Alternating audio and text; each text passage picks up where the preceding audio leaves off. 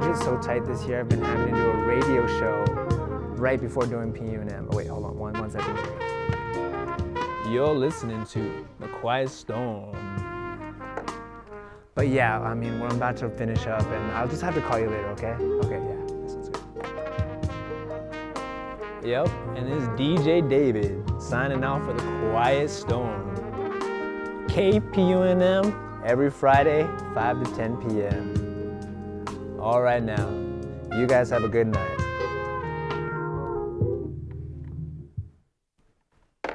All right, we're all good to go, guys.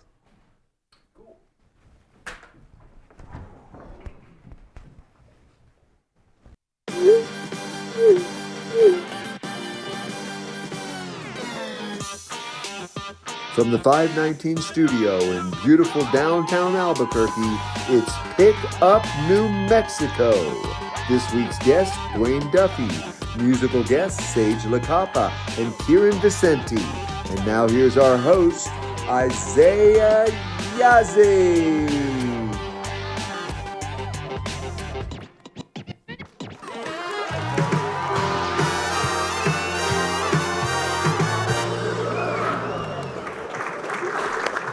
Welcome back. I know we've been off for a while. David, did you enjoy the balloon fiesta? Not really. They hardly went up. Those balloons stayed on the ground on the days that I went. Oh, man. Well, I hope you have a better experience next year. Good thing you weren't on that balloon that hit the radio tower. Yeah, that would have been a terrible day. Yeah. Anyway, let's get into some other jokes. The United States General says parenting can endanger your health. The weird part, 84-year-old Al Pacino said, "It's fun becoming a new dad. She had a great baby bump."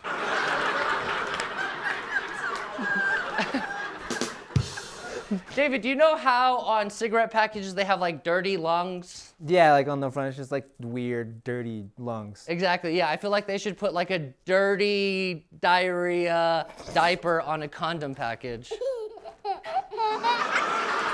Baby, thank you so much for being here once again. We appreciate you, baby. Yeah, oh, baby, and when you open it, it screams for 45 minutes.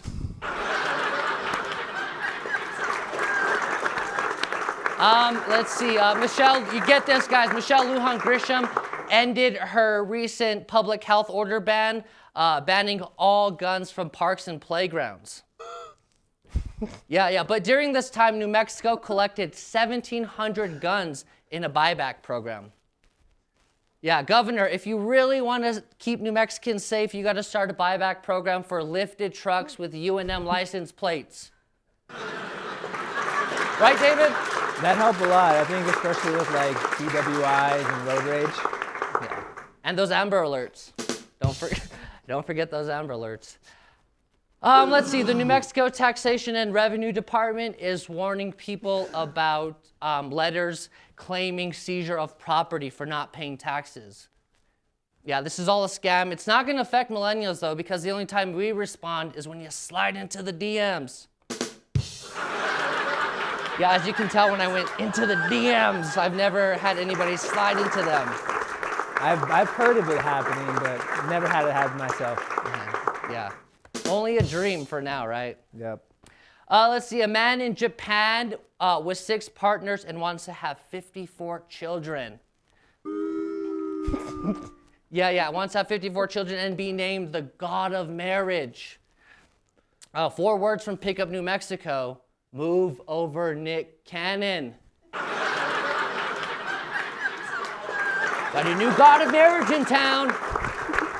Anyway, David, who wants to listen to jokes? Let's turn it into a music. Play the Pavarotti flute.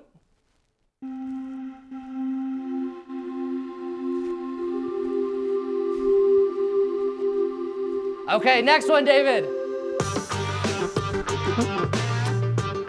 Don't go anywhere. We have a great episode for you. We have Vice President for the Mescalero Apache, Duane Duffy.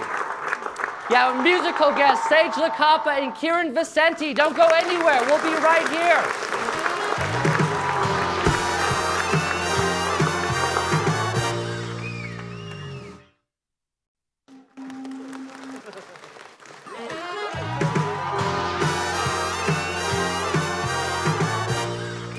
Thank you for tuning back into Pick Up New Mexico. We have a great show for you tonight. Our guest comes all the way from Mescalero, Apache. He is the vice president of Mescalero, Apache.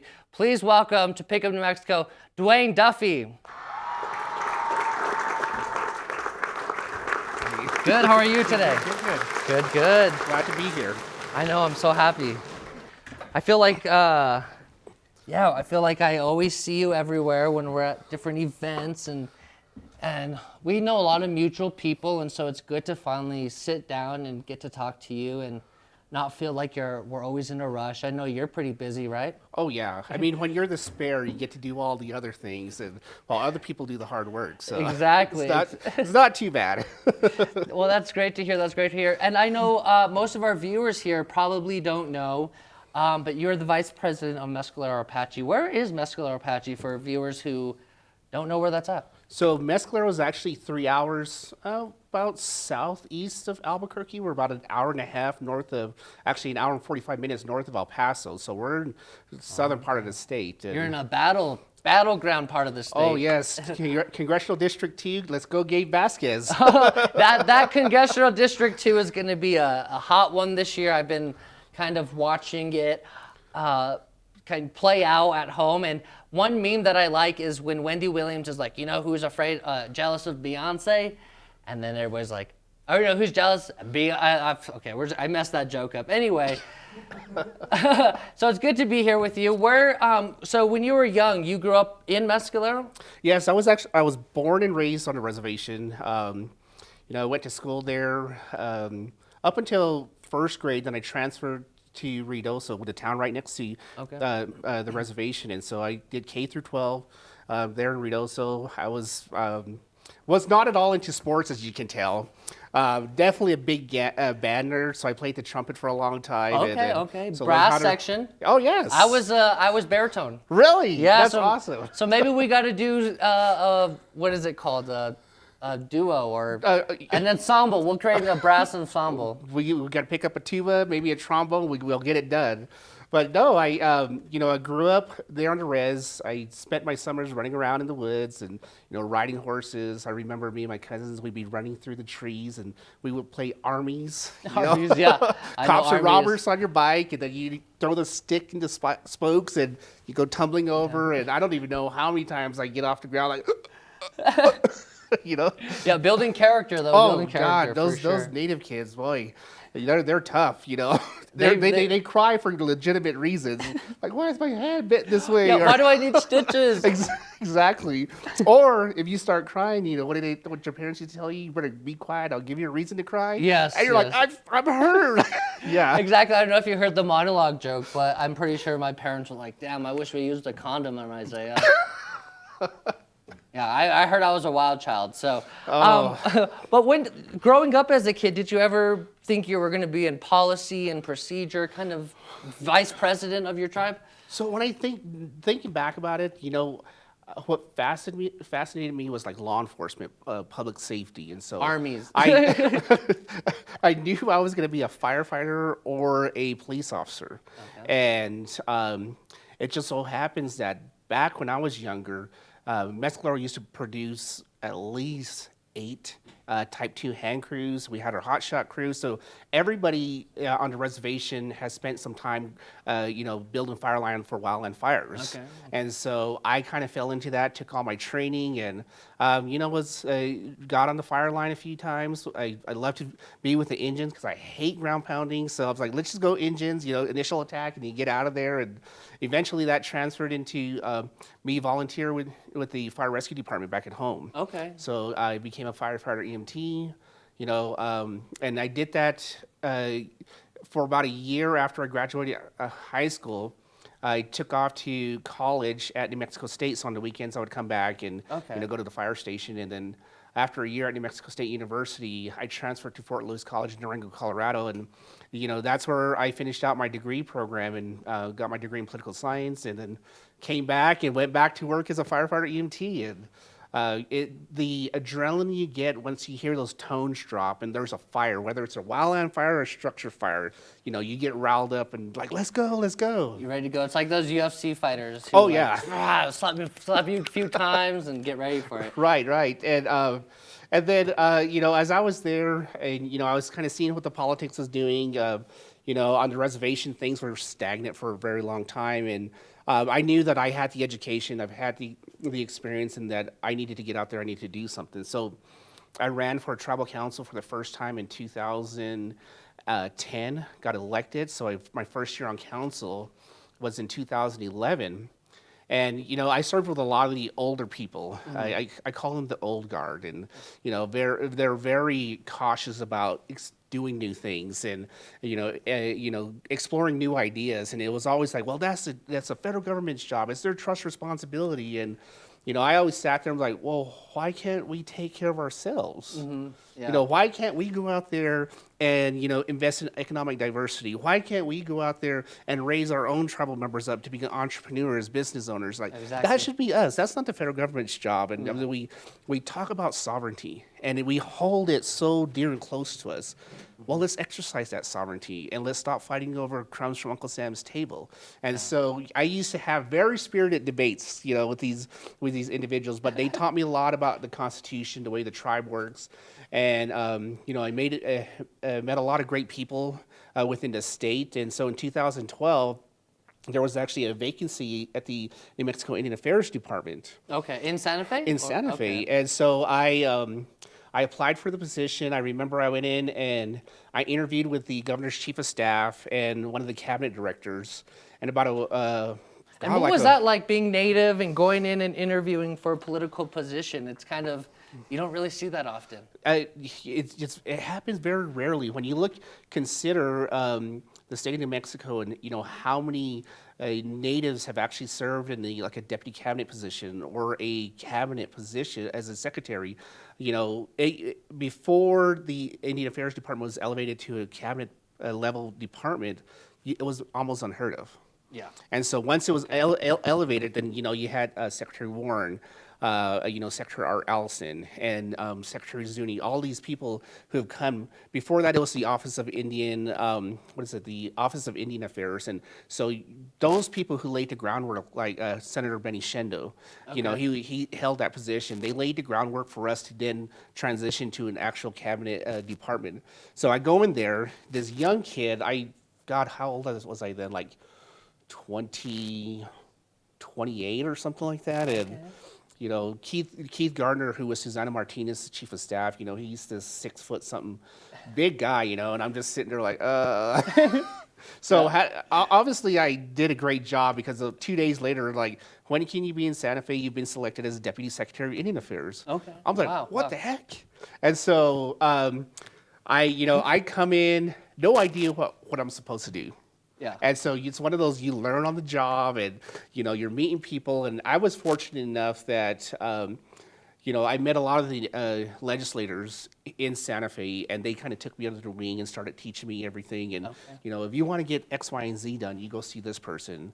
If you want to do A, B, and C, you go see this person. And then there was a lot of mentors from the Pueblos who, they really took me under their wing and showed me a lot. If it wasn't for them, I'd just be this lost puppy. Like, what am I doing? And would have looked like a complete and utter fool. But thankfully, through their tutelage, I got good at my job. And I enjoyed sitting in front of these legislative committees and giving our reports and just having that back and forth whenever they get in debates. And I was like, this is something I want to do for as long as I can do. And so, and I did that for a while, approximately 2.5 years. And, finally there was some disagreements, comments that were made by the former governor that I'm like, I don't necessarily agree with this. So maybe my time here is done. And so I left. I started my own consulting business, and so we were doing everything from like grant writing to policy analysis, and holding community meetings for tribal communities, and so we were just trying to fill the niche wherever we could, where we saw the lack of professional capacity within tribal communities, and so it was Red Warrior Consulting. Me and my business partner started, and we did that, and everything was great. And then I get a call from the president of Mescalero. He's like, hey, Duane, we really need your help. I just lost my tribal administrator. Would you please come back and be my tribal administrator? Okay. And, okay. Wow. You know, I still kick myself in the butt to this day. I was like, I should have stayed consulting. You know, I was having fun doing that. But I agreed. You know, when you get that call from home and they ask you to come back and help, you know, it's kind of like a guilt trip. You're like, that's like a really great compliment, saying, hey, we need you back here. But yeah, that's really great to hear that you started at a young age in politics, and it's kind of influenced you into your community today and helping. I know that right now, Rio Doso a few years ago was devastated by the fires, and so you're talking about being a fireman, and so you guys are really advocating with Gabe and your local governments for the FEMA and the resources, and so that was great to see how community was your community and tribe was bringing everybody together. So how, like looking towards the future, how are you going to get younger people in Mescalero involved in politics? I know that we are talking about elections that are coming up, and there's tribal officials whose positions are about to be voted up for. Right. So how do we get young people, 35 and under, to run for those positions? Because it seems daunting. Like you got in debates with older people, your elders, or the watchers of the tribe, and I can only imagine them giving you the silent treatment for a very long time. Not so much the silent treatment. It was always like, you're still young. You got a lot to learn. And I was like, I understand. You know, I do have a lot to learn. I'll never stop learning, but I know things. You know, like being on the outside, and you get a different mentality on how to approach a lot of the issues that tribal communities are facing. Okay. And like as I gave the example earlier, the older people are always like, well, it's the federal government's responsibility to do this. No, it's our responsibility. We have to be the ones to stand up and take charge of our own affairs. And and so whenever I do have an opportunity to talk to our young people, the one thing I always try to impress upon them is that, I'm getting older. All your council members that you see, our time here is not infinite. It's very finite. And, there are things that the younger generation will see as important that maybe we don't see as important. But if you want to see those changes, you have to step up to the plate. You have to get out there, get educated. You have to know how the processes work, not only in Santa Fe, but in Washington, D.C. And you have to know who to talk to. If you want to be change, and if you want to see the lives of your people improve, and if you're just part of the status quo, then you have to be that change. You can't sit by the sideline and, well, I hope it's going to change. I hope it's going to change. Well, what did they say? You can hope in one hand and shit in the other. What do you think's going to fill up first? Probably the right hand. Exactly, right? So we have to be that change. You can't. It can't always be hope. We have to get out there and do our part, and buckle down and get, like I said, get educated. And I know that a lot of our young people, they're afraid to leave the reservation because that's been their home. They don't know anything outside of that. Yeah. But you got to be brave. You got to step out into that world, experience different cultures, different food, different people, and different ways of thinking, because all of that will contribute to the growth within our communities. And I think it always goes back to what my grandmother told me. And no offense to anybody, but the one thing she always tells me, and she was 80-something years old. She was born in 1912, so she's seen a lot happen in her lifetime. Yeah. But she'd always tell me, go to school, get educated, learn how to play the white man's game, but learn how to play it better than he does, so you can come back and you can be successful. So all of you young people out there, that's my advice to you. Awesome. Duane Duffy, Vice President Duane Duffy, thank you so much for being here. It was great having you. We'll have to have you back. Please. Let's bring you back on. Maybe we can go do a remote and check out, kind of how politics works in Mescalero. It's just always different from Navajo Nation, in Albuquerque, Mescalero. It's all different. So thank you for coming here and talking with us and letting our viewers get to know you and, the policy and talking about your tribe and everything like that. So thank you. Of course. Thank you so much. Thank you. We'll be right back after these commercials. Don't go anywhere.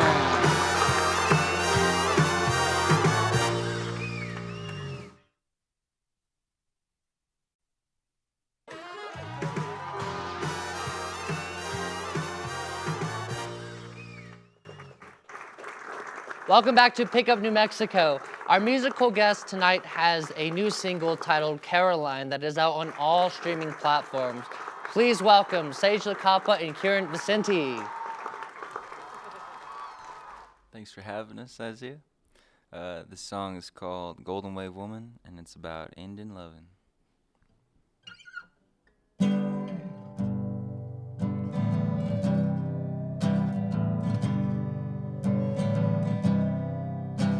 Story is unfinished, but I'm writing it like it is. Life should tell you wicked lies, sweet love and truth. Everything I ever done has always been for you. Everybody says I leave, that's the way fall works. Couldn't be your summer, I'm a bummer either way. Walking through your winter, waiting on my May.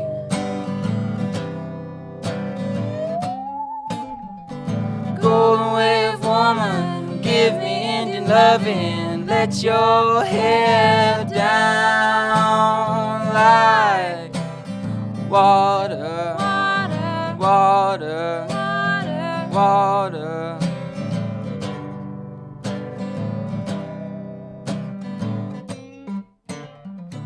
Golden wave woman, give me Indian loving. Light my thoughts up like fire, fire, fire.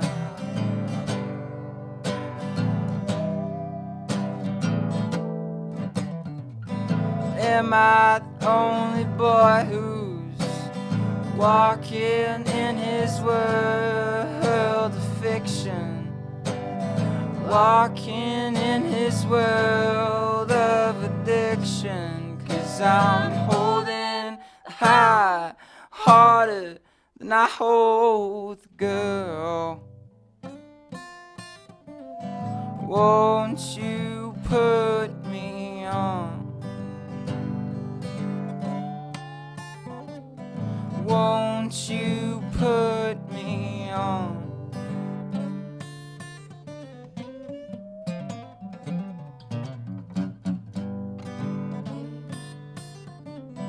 Give me Indian love. Give me Indian love.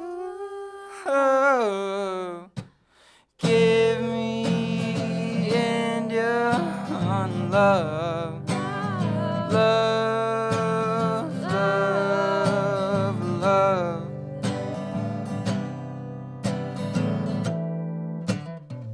If I were a hummingbird, I'd feed at your feet. If I were a prayer, I'd be your burning cedar. It's in my name, so come on, baby. Come on, baby. Come on and burn me up.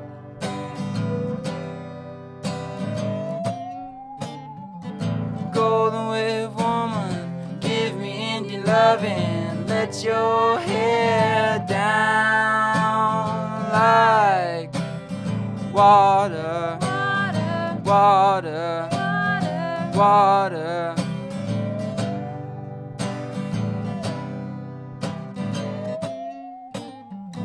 Golden wave woman, give me Indian loving. Light my thoughts up like fire, fire, fire.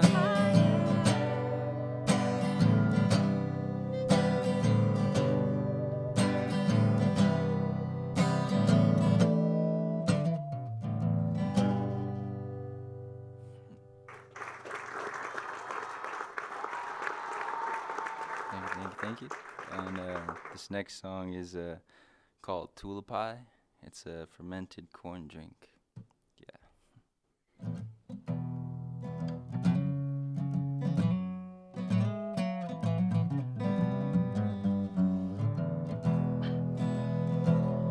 I'm holding on to you with clothing I just can't seem to put away.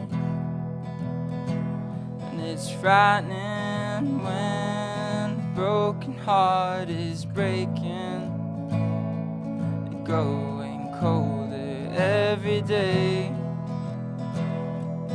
If you're thirsty, well, there's tulipai in the fridge. And if you're hungry, well, you're welcome. Feel your hunger here. And if you're looking to let me go, leave the doors wide open and let me know. Our loving's at a distance, babe, it's like you're not even listening. I can't keep saying I'm not okay.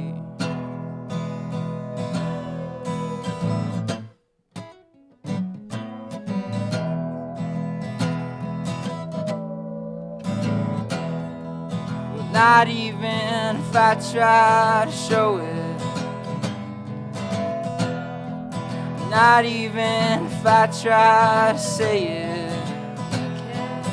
You can see I'm not okay.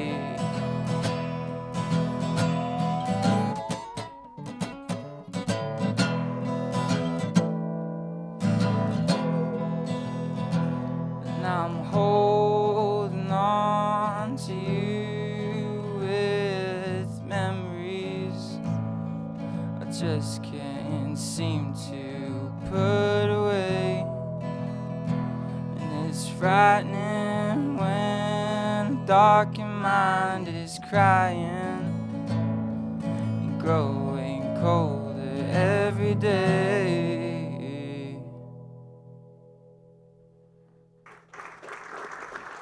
Awesome, what a sound. Thank you so much for being here. Thank you so much for being here. Awesome, awesome. Everybody, you can follow Sage LaCapa and Kieran Vicente on all social media platforms, as well as all music streaming platforms. Stay tuned because they have an album coming out later next year. Thank you guys so much. We'll see you during election week. Have a great weekend. Woo!